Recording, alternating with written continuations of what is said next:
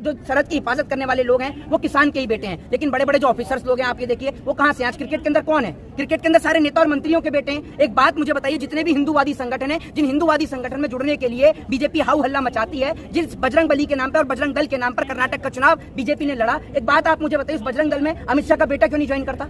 उस बजरंग दल में शिवराज सिंह चौहान का बेटा ज्वाइन क्यों नहीं करता? इनके बेटे बड़ी बड़ी यूनिवर्सिटीज से पढ़ते हैं, इनके बेटे विदेशों में जाते। भाई कुश्ती की जानकारी है, कुश्ती की जानकारी जो पहलवान जो रिटायर हो चुके हैं उनको देनी चाहिए जिम्मेदारी कुश्ती की, क्यों नेता और मंत्रियों के हाथ में थमाई जाए? एक बात आप मुझे बताइए, नेता और मंत्रियों की जिम्मेदारी क्या है? अभी मैं कुछ दिन पहले कुश्ती का शौक रहा था ना, अरे मेरी बात सुनिए, कुश्ती का शौक रहा तो कितने गोल्ड मेडल लेके आ गए देश के लिए?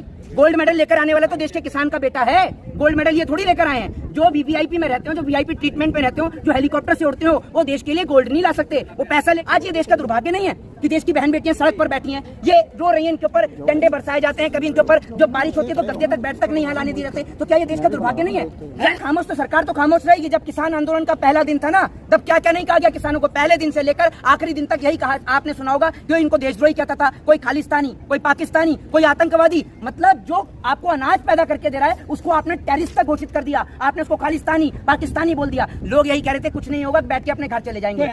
देखिए आज ये देश का दुर्भाग्य है कि देश की जो सरकार है, देश के जो नेता हैं, मंत्री हैं, प्रधानमंत्री हैं, जब ये रेसलर्स ना मेडल्स लेकर आते हैं ना, गोल्ड सिल्वर लेकर आते हैं, तो प्रधानमंत्री इनके साथ फोटो भी खिंचवाते हैं और आइसक्रीम भी खाते हैं। देश के प्रधानमंत्री जी जामा मस्जिद से मन की बात कर सकते हैं, लेकिन जामा मस्जिद से कुछ ही किलोमीटर की दूरी पर जंतर मंतर पर जो रेसलर्स धरना दे रहे हैं, प्रधानमंत्री जी वहां तक नहीं आते हैं और बात भी नहीं करते हैं। दूसरी सबसे बड़ी बात, जब आप कहते हैं कि India is a democratic country, Bharat एक लोकतांत्रिक देश है, उस लोकतांत्रिक देश के अंदर किस प्रकार से लोगों को बोलने की इजाजत नहीं होती है, राइट टू स्पीच और राइट टू फ्रीडम की आजादी नहीं होती है। जो प्रधानमंत्री नरेंद्र मोदी जी की मन की बात ना सुने, उनको सजा इस देश में दे दी जाती है।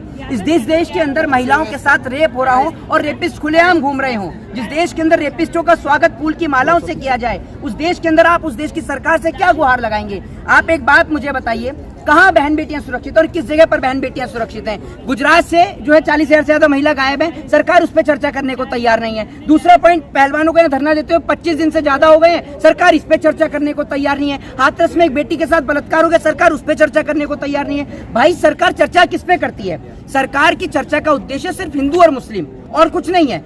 आज एक बात मुझे बताइए, अगर यही रेसलर्स अभी गोल्ड लेकर आए होते तो प्रधानमंत्री देश के किसी भी कोने में हो, दुनिया के किसी भी कोने में हो, यहाँ आते और इनके साथ फोटो खिंचवाकर उसको सोशल मीडिया पे अपलोड करते। क्या प्रधानमंत्री की भूमिका इस देश में सिर्फ फोटो खिंचवाने तक सीमित रह गई है? क्या प्रधानमंत्री देश की बेटियों को इंसाफ नहीं देंगे? और वो महिलाएं जो स्मृति ईरानी, जो इसी जंतर मंतर पे, जहां मैं आपके सामने खड़ा हूं, यहीं पे सामने सिलेंडर लेकर बैठी हुई थी, लेकिन आज वो लापता हैं, आज तो वो बोलने को तैयार नहीं है। लेकिन आपने अगर अपनी बीच में वीडियो में एक प्रश्न स्मृति ईरानी की बेटी के लिए पूछ लिया तो स्मृति ईरानी जी कल सदन में खड़े होकर बोल देंगी। जब बात उनकी बेटियों की आती है ना, उनकी खुद की बेटी की आती है, तब वो बोलने को तैयार हो जाती है। लेकिन जब बात देश की बेटियों की हो तो ना स्मृति ईरानी की आवाज निकलती है, ना देश के प्रधानमंत्री की आवाज निकलती है। महिला बाल विकास मंत्री आप स्मृति ईरानी का नाम ले रहे हैं, लेकिन खामोश। भाई क्यों बोलेंगी? वो उनकी बेटी की बात नहीं है ना, यहाँ देश की बेटियों की बात है। सरहद पर जवान अपनी जान गंवा रहा है, खेत में किसान अपनी जान गंवा रहा है, लेकिन सरकार को उससे कोई फर्क ही नहीं है। आज आप बड़े बड़े डिपार्टमेंट्स को देख लीजिए, जो सरहद की हिफाजत करने वाले लोग हैं वो किसान के ही बेटे हैं, लेकिन बड़े बड़े जो ऑफिसर्स लोग हैं आप ये देखिए वो कहाँ से? आज क्रिकेट के अंदर कौन है? क्रिकेट के अंदर सारे नेता और मंत्रियों के बेटे हैं। एक बात मुझे बताइए, जितने भी हिंदूवादी संगठन हैं, जिन हिंदूवादी संगठन में जुड़ने के लिए बीजेपी हाउ हल्ला मचाती है, जिस बजरंग बली के नाम पर और बजरंग दल के नाम पर कर्नाटक का चुनाव बीजेपी ने लड़ा, एक बात आप मुझे बताइए, उस बजरंग दल में अमित शाह का बेटा क्यों नहीं ज्वाइन करता? उस बजरंग दल में शिवराज सिंह चौहान का बेटा ज्वाइन क्यों नहीं करता? इनके बेटे बड़ी बड़ी यूनिवर्सिटीज से पढ़ते हैं, इनके बेटे विदेशों में जाके पढ़ते हैं, लेकिन आपका और हमारा बच्चा न्याय के लिए भी तो बनेगा ना। अरे भाई बीसीसीआई का सेक्रेटरी बनने के लिए क्या उपयोगिता, उनके पास क्या योग्यता है ये बताइए ना। योग्यता बस यही है कि उनके पिताजी इस देश के गृह मंत्री हैं और आपके और मेरे पिताजी इस देश के गृह मंत्री नहीं है। अगर आपके पिताजी देश के गृह मंत्री होते तो आप भी बनते, हमारे पिताजी नहीं है इसलिए हम नहीं बने। और बताइए क्या योग्यता है उनके पास? कितने साल क्रिकेट खेला है ये बताइए ना आप मुझे। और दूसरी बात ये कि जो क्रिकेट खेलते हैं या फिर जो रेसलर्स होते हैं उन्हीं में से क्यों नहीं चुना जाता? नेता और मंत्री क्यों बनते हैं भाई स्पोर्ट्स कोटे से? जरा इस सवाल का जवाब दीजिए आप मुझे। नेता और मंत्री क्यों बनते हैं? भाई कुश्ती की जानकारी है, कुश्ती की जानकारी जो पहलवान जो रिटायर हो चुके हैं उनको देनी चाहिए जिम्मेदारी कुश्ती की, क्यों नेता और मंत्रियों के हाथ में थमाई जाए? एक बात आप मुझे बताइए, नेता और मंत्रियों की जिम्मेदारी क्या है? अभी मैं कुछ दिन पहले कुश्ती का शौक रहा था ना। अरे मेरी बात सुनिए, कुश्ती का शौक रहा तो कितने गोल्ड मेडल लेके आ गए देश के लिए?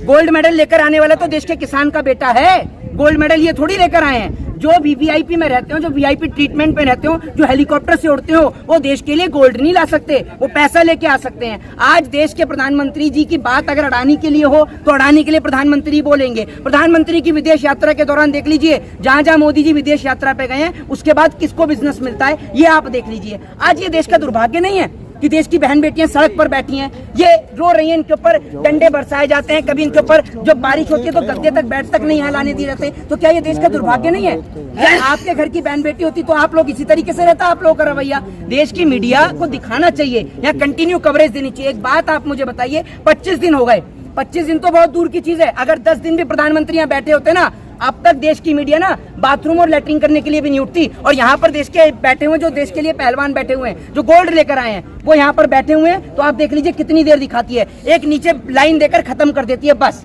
अच्छा मुझे जिस तरह से देखा जा रहा है इस पूरे मसले पर ब्रजभूषण शरण कह रहे हैं कि अगर मुझ पर आरोप सिद्ध हुआ तो मैं जो कहेंगे वो करने को तैयार हूं। एक बात आप मुझे बताइए, आरोप सिद्ध क्या, एक बात आपको तो खुद ये सोचनी चाहिए कि आपका पूरा परिवार, आज का पूरा परिवार आज के डेट में स्पोर्ट्स के अंदर है, क्या काबिलियत है? चलिए आपने समझा कि आप कह रहे कि कुश्ती का शौक रखते थे, आपका पूरा परिवार कुश्ती का शौक रखता था, आपने गिनाइए परिवार में से कितने लोग गोल्ड लेकर आए हैं, गिनाइए ना, एक का भी नाम, एक का भी नाम है आपके पास में? बताइए आप मुझे। आपके खिलाफ लोग इसलिए बोलने से डरते हैं क्योंकि आप दबंग आदमी हैं, आप लोगों को उठवा के जेल में बंद कर देते हैं। सर आप कितनों को जेल में उठवा के बंद करेंगे और कितने लोगों की आवाज पर आप ताला लगाएंगे, ये बताइए आप मुझे। क्या इस देश के अंदर बोलने की और अभिव्यक्ति की आजादी नहीं बची है?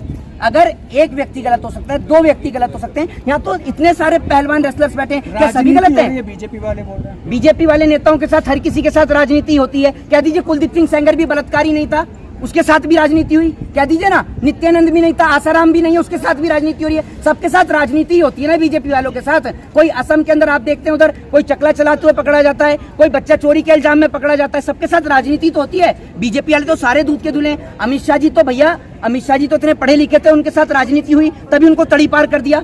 अपराधी थोड़ी थे, मुजरिम थोड़ी थे, वो राजनीति हुई है उनके साथ भी, है ना। सब चीज में राजनीति आपको नजर आती है। कौन सी राजनीति? एक बात आप मुझे बताइए, इतने साल से तो उनके साथ राजनीति नहीं हुई, आज राजनीति हो रही है उनके साथ में। और आप ये सोचिए ना, सीबीआई, ईडी, अभी विपक्ष का कोई नेता होता तो तुरंत बैठ जाती जांच। सीबीआई, ईडी क्यों नहीं जांच करती है भाई इस चीज के लिए? आप जल्द से जल्द इंसाफ दिलाइए, अपने घर पहुंचेंगे। इनको बैठने का शौक है क्या? आप अपना घर परिवार छोड़ के आप आते हैं यहाँ पर, इंटरव्यू लिया, बाइट ली, अपना काम किया, अपने घर चले गए, ठीक है? आपको शौक थोड़ी यहाँ बैठने का। ऐसी इनको भी शौक नहीं है बैठने का, इनको इंसाफ मिले, ये अपने घर जाना चाहते हैं। ब्रजभूषण कह रहे हैं इनका कैरियर खत्म हो गया है तो अब ये राजनीति कर रहे हैं। हाँ, कैरियर तो नेताओं का ही है ना, नेताओं के पास क्या डिग्री है ये बताइए ना। कैरियर तो आप ही का है, सबका कैरियर तो आप लोगों का है। आप कड़ी पार होने के बाद भी गृह मंत्री बनते हैं, आप देश के नौजवानों को कहते हैं चाय बेचिए। भैया अगर आप चाय बेचने की और पकौड़े तलने की जो नसीहत जो देश के नौजवानों को देते हैं, तो अमित शाह जी का बेटा इस नसीहत पर क्यों नहीं लागू करता? अमित शाह जी का बेटा लगाए बीसीसीआई के बाहर, जहाँ क्रिकेट का मैच हो उस स्टेडियम के बाहर पकौड़े तले, क्यों तलेगा एक गरीब किसान का बेटा पकौड़े? क्या उसको हक और अधिकार नहीं है आईएएस आईपीएस बनने का, डॉक्टर और इंजीनियर और एडवोकेट बनने का? या सारा ठेका इस देश के अंदर नेताओं ने ले लिया? अगर सब चीज के अंदर नेता और मंत्री जा ही रहे हैं तो अपने उनके बच्चे जाएं सरहदों की हिफाजत करने के लिए, क्यों नहीं जाते हैं? आज एक बात मुझे बताइए, यहाँ पुलिस के जवान यहाँ पर तैनात हैं, सीआईएसएफ के जवान यहाँ पर तैनात है, सीआरपीएफ के जवान यहाँ पर तैनात हैं। एक बात आप मुझे बताइए, क्या कोई नेता और मंत्री यहाँ तैनात है? बताइए ना आप मुझे।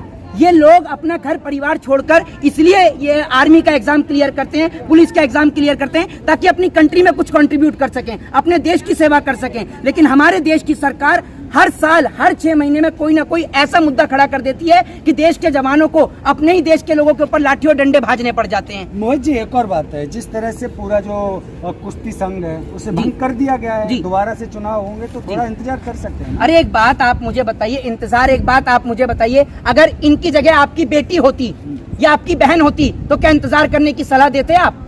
स्मृति ईरानी की बेटी के ऊपर एक बार सवाल खड़ा कर दिया, स्मृति ईरानी जी 4 दिन तक सदन में चिल्लाई, तो सोचिए इन बहन बेटियों के ऊपर क्या बीत रही होगी। सोच कर देखिए ना, आप डायरेक्ट अपनी बहन बेटी के ऊपर रखकर देखकर सोचिए। और जो लोग बोलने से डरते हैं ना सर, जिंदों की पहचान होती है बोलना, मुर्दे कभी बोला नहीं करते। और क्या करेंगे आप? हमें उठा के जेल में बंद करेंगे? हम क्रिमिनल हैं क्या हम, जो हमें उठा के जेल में बंद करेंगे? Right to speech, right to freedom मेरा फंडामेंटल राइट है। आप मेरे से मेरा फंडामेंटल राइट नहीं छीन सकते हैं, ठीक है ना। और आप मुझे किस सेक्शन में और किस बिहाफ पर आप मुझे बंद करेंगे कि मैं प्रोटेस्ट में शामिल हुआ, इस बिहाफ पे आप मुझे बंद करेंगे? क्यों? आर्टिकल 19 परमिशन नहीं देता आपको ज्वाइन करने के लिए? ये बताइए आप मुझे, आप किस बिहाफ पे बंद करेंगे आप मुझे? इस देश का यंगस्टर ना हिंदू मुस्लिम सिख ईसाई के नाम पर लड़ना चाहता है। इस देश का यंगस्टर जो है वो एजुकेशन हेल्थ और डेवलपमेंट पर चर्चा करना चाहता है। इस देश का यंगस्टर चाहता है कि हमारे देश का जवान सरहदों की हिफाजत करे और हमारे देश के जो नौजवान हैं वो भारत देश का नाम और भारत देश का गौरव पूरे विश्व में लहराने का, परचम लहराने का काम करें। मेरा एक और सवाल है, इनको न्याय कैसे मिल पाए?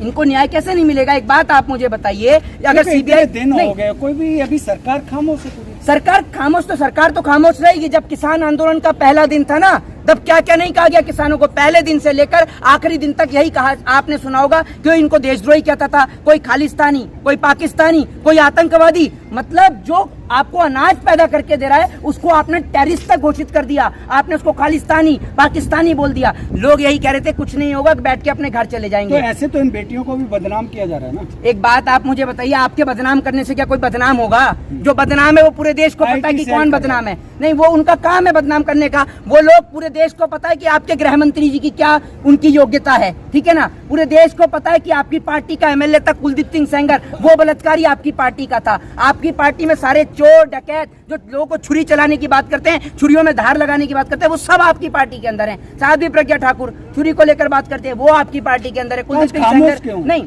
खामोश इसलिए क्योंकि अगर यहीं पे किसी और की सरकार होती तो सारे के सारे नेता मंत्री यहीं जंतर मंतर पे धरना दे रहे होते। आज इसलिए नहीं बोल रहे हैं क्योंकि सरकार तो राजनीति भी नहीं करते थे, तब भी खामोश है सब। भाई एक बात आप मुझे बताइए, पहले मुसलमान, फिर किसान, फिर जवान और अब पहलवान। आप ये समझते हैं हम पिंजरे में कैद उस मुर्गे की तरह हैं जिसको सिर्फ एक मुर्गे को कसाई निकालता है तो सारे मुर्गे खामोश रहते हैं। वो सोचते हैं कि हमें नहीं काटा जाएगा। यही इस देश की गलतफहमी है। लाइन में सब लोग खड़े, नंबर सबका आएगा। फर्क इतना है कि देखना यह है कि कौन किसके साथ खड़ा होगा। जब किसान की बात थी तो जो लोग किसान के साथ खड़े थे तो आज पहलवान के साथ भी खड़े हैं। तो इस देश में लोगों को एक दूसरे के साथ खड़ा होना चाहिए, उनके हक और अधिकार के लिए अपनी आवाज को बुलंद करना चाहिए। मैसेज क्या देना चाहिए? मैसेज यही देना चाहेंगे कि अगर आप सोच कर देखिए कि अगर इन बेटियों की जगह आपकी बेटियां होती तो क्या घर के अंदर चुप और खामोश बैठे रहते? और अगर आप घर के अंदर चुप और खामोश बैठे हैं तो ये मत सोचिएगा कि कल को आपका नंबर नहीं आएगा। ऊपर वाला ना करे कि कभी आपकी बेटी के साथ कोई कुछ हो जाए तो कोई आपके साथ भी खड़ा नहीं होगा। इसलिए अपने घर और मकानों से निकलें और बहन बेटियों को सपोर्ट और समर्थन देने का काम करें। सपोर्ट और समर्थन का मतलब ये नहीं कि यहीं आकर दें, आप अपनी आवाज को किसी भी माध्यम से, किसी भी प्लेटफॉर्म से अपनी आवाज को रख सकते हैं। जय हिंद, जय भारत, वंदे मातरम।